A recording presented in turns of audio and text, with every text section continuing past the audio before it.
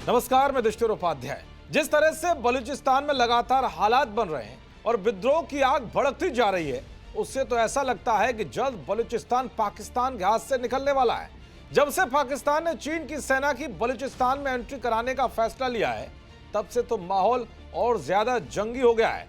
यहां तक कि पाकिस्तान से अपनी आजादी की लड़ाई लड़ने वाले बलूच नेताओं ने भारत से मदद मांगनी भी शुरू कर दी है।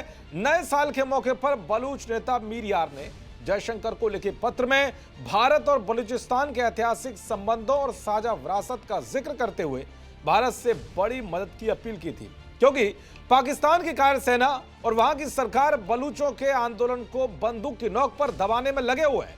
लगातार बलूचों के साथ बर्बरता की सारी हदें पार की जा रही है, जबरन उन्हें गायब किया जा रहा है, उन्हें मारा जा रहा है। लेकिन इन सब अत्याचारों के बावजूद भी बलूचों के हौसले कम नहीं हो रहे, बल्कि आजादी की ये लड़ाई और मजबूती के साथ आगे बढ़ रही है। इसी बीच बलूचिस्तान लिबरेशन आर्मी ने पाकिस्तान में भीषण धमाका किया है, जिसमें पाकिस्तानी सैनिकों के लाशों के ढेर लगा दिए हैं।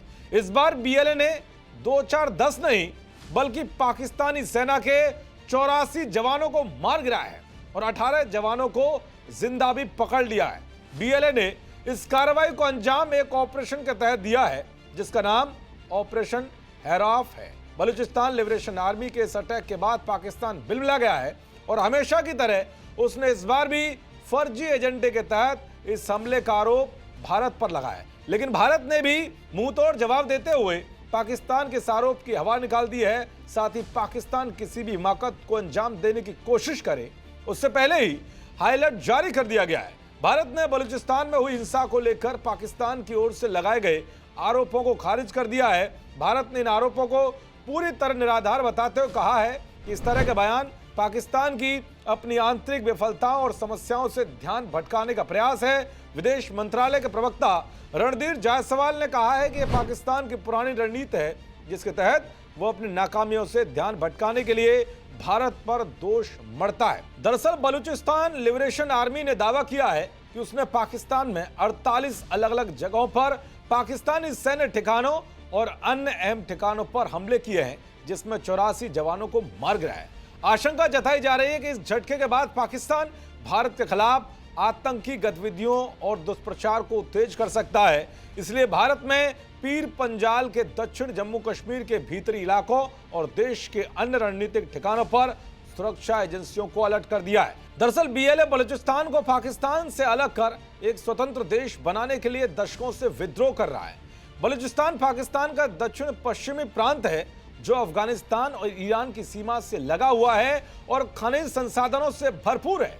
यह बलूच विद्रोही अक्सर पाकिस्तानी सुरक्षा बलों पर निशाना बनाते हुए उन्हें ढेर करते रहते हैं। बलूचों का विद्रोह लगातार फैल रहा है और स्थिति बलूचिस्तान नाम से अलग देश के निर्माण की हो रही है। ऐसे में पाकिस्तान ने अब बलूचिस्तान में चीनी सेना की एंट्री कराने का फैसला ले लिया है। हाल ही में बलूच नेता मीर यार ने खुलासा किया था कि सीपीईसी यानी चीन पाकिस्तान आर्थिक गलियारा अब अपने अंतिम चरण में है और पाकिस्तान की मिलीभगत से चीन जल्द ही बलूचिस्तान की धरती पर अपनी सैन्य टुकड़ियां तैनात करने वाला है। ऐसे में भारत से इस मुद्दे पर मदद की मांग की गई थी। भारत सीपीईसी का विरोध करता रहा है, ये तर्क देते हुए कि यह पाकिस्तान अधिकृत कश्मीर यानी पीओके से होकर गुजरता है और भारत की संप्रभुता सुरक्षा के लिए चिंता का विषय है। ऐसे में बलूचिस्तान में चीनी सेना की एंट्री होती है तो हालात और ज्यादा बिगड़ सकते हैं। देखते रहिए जी न्यूज़। नमस्कार।